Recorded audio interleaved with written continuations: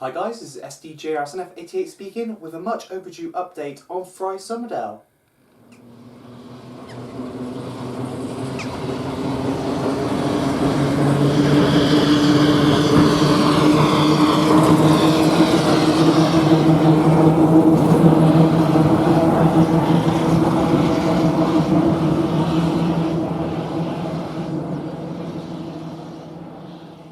So it's been a bit of a while since the previous update, and once again thank you ever so much for all of the amazing feedback from that video. I wasn't expecting the layout or that video in particular to be as popular as it was, and yeah, I'm really am thankful for that. But since then I have been doing little bits and pieces on the layout. I've been mainly focusing on work, of course, so I've been doing a number of other projects as well, which has sort of been getting in the way. But I have managed to do a number of key things I've been meaning to do to the layout. As you can see, we've got a few little nice little features here to take a look at as well in this update. So without further ado, let's get started. So the first major change is to the structure of the layout. As you know, the layout itself is constructed from 3 ScaleModelScenery baseboards, which I bolted together and modified so that they would join to create this sort of 3-box scene. The structure itself is quite strong. However, I did notice that over time, moving the layout back and forth, it was starting to twist, which I of course feared would mean that the scene would eventually get damaged. So what I decided to do was basically do the same as what I'd done with the light rig along the top of the layout, and that was to put 2 L-shaped battens along the bottom strips of the layout. Now this is basically been glued to the board, clamped and glued, so it's a real strong fix, and it basically joins flush to the front of the boards, and then there's sort of a little inset on the one on the back. Once in position, these were then sanded and rounded off on the ends to avoid, of course, splinters and sharp ends, and then they were painted black. Well, the one on the front was anyway, because around the back of the boards are not painted anyway, as of course the general public wouldn't necessarily see that area, and of course it saves on paint for other projects.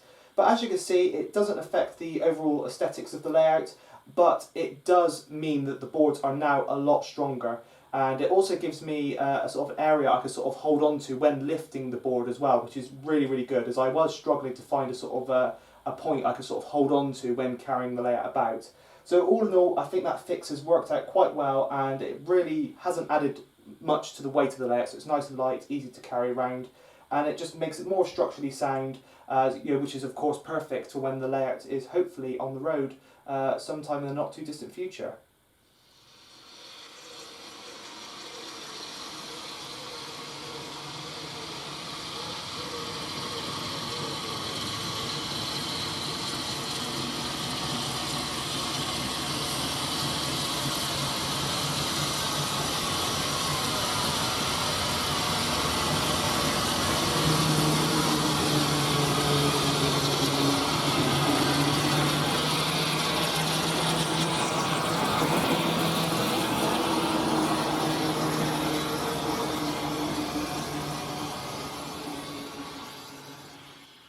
But of course, one of the biggest changes since the previous update is the layout finally gaining its name, Fry Somerdale. And as you can see here, we now have this addition of this vinyl text to the left side of the layout in gold leaf, and it really does finish the layout off really well.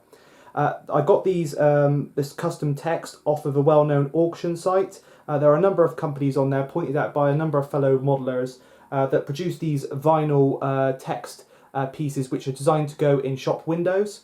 And after going through a number of their fonts and checking out the different colours, I came across this one here, which is in a font called Nutra Display, and it is very similar or close enough to the font used by Fry's. And of course I had to select the colour as gold leaf, which a number of their promotional pieces and advertisements were done in, and up against the black basically base colour of the layout, it really does stand out really well. I had a bit of trouble with the Somerdale text. The original one was a bit too large, so I had to have another lot done, but it was well worth the cost to have that done. It wasn't that expensive. It was basically about £10 I think for the whole lot together, and there are a number of spare ones as well, so I've got an extra 3 of the Fry's text and an extra 5 of the Somerdale text. So if any of the numbers, or no, sorry, not numbers, the letters come off, I can easily pop those back on there as well. But I'm really, really pleased with how it's turned out, and I'm sure you would agree that hopefully it does sort of set the layout off and give it that real sort of Fry's chocolate theme.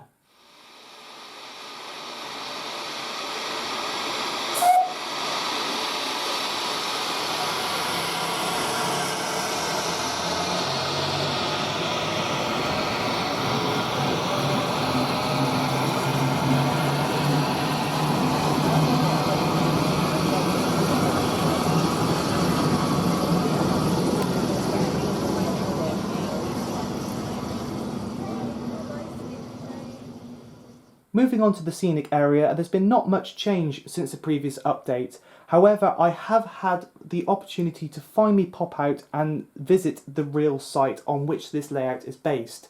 So I popped over to Keynsham Station to go and see a rail tour passing through, and after I filmed that shot, I then went over the road to take a look at where this crossing once used to be. And as you can see here, we've got the main road coming out of Keynsham and winding its way on out towards Batten.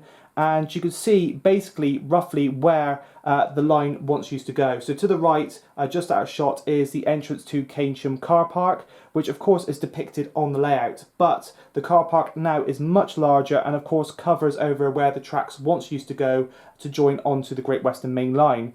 To the left, we have the remnants of what used to be the iconic gateway, which is sadly now gone. This whole sort of cutting has been widened out to make it more visible for road users to see people walking out of what was once the Fry's site, which is now a footpath leading up to the old factory. And you can see where that gateway once used to go. But looking along the actual path, or walking along the path I should say, this is where the sort of passing loops used to be, where trains used to arrive and depart. And then we come up to the actual factory building itself, or what was once the factory buildings, which are now modern apartments and of course leisure centre. But yeah, hopefully you can see from these pictures compared to the pictures of the model what I was trying to depict here, and the scene that once used to be at this very location. I'm really, really pleased with how it's turned out, and some of these images, if we can layer them up just right, you really do get a sense of what once used to be there.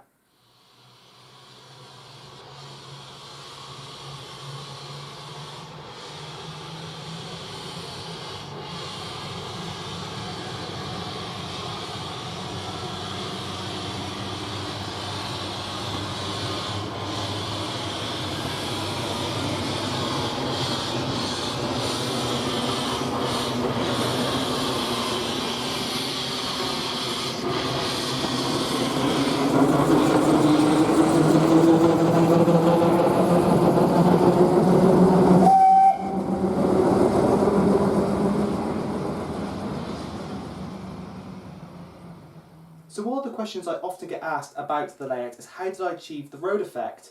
And one day we were discussing future articles for the magazine Railway Modeller, basically tutorials and step-by-steps showing modelers and readers how to basically learn a new technique which could be used on their layouts. And I put the suggestion forward on how to create realistic road surfaces. And after a couple of weeks of producing it, it is now features in the latest issue of the Railway Modeller, which is the August 2020 issue. And as you can see, there is a full step-by-step tutorial on how to achieve this very effect, and it actually shows the road being put in on Fry's Somerdale. So if you're able to get to your local newsagents, I believe this is on sale for until the beginning or second week of August, so there's still a bit of time to grab this magazine if you can. And yeah, hopefully it will be a great help to those of you who want to know how to achieve this sort of road effect on your layout.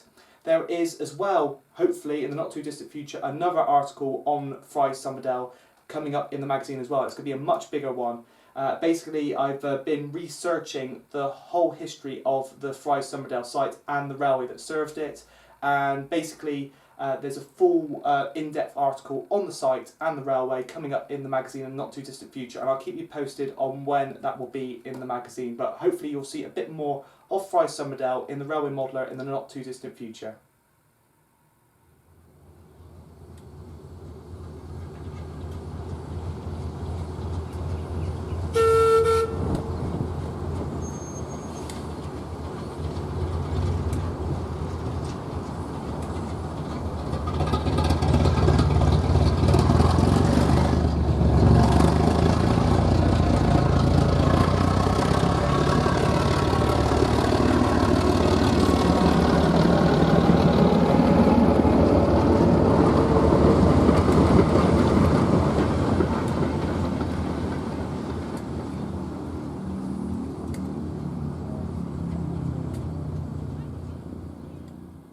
So as always, I hope you enjoyed this update on Fry's Somerdale, and of course I plan to bring you more progress on the layout in the not too distant future. I think things to focus on now are those final little details I've been planning to try and do, or I've been meaning to get round to doing, I should say, which include adding a few more trees to sort of hide a little seam line at the back, which is sort of getting on my nerves a bit. So I'll plan to add that at some point. But mainly I think now it is focusing on things like weathering and detailing rolling stock, and of course road vehicles as well. That's another thing that I plan to do as well. So I've recently come across a number of different items of rolling stock that would have ran on the line while doing research for the Railway Modeller article, of course. And it'd be nice to try and get those in model form and have those feature on the layout. So we have sort of a sort of period running throughout the factory's life, or the railway's life I should say. So that'd be from the 1920s right up to the late 70s, early 80s. So anyway, I guess that's all that's left for me to say is this has been SDJRSNF88 speaking, and thanks for watching.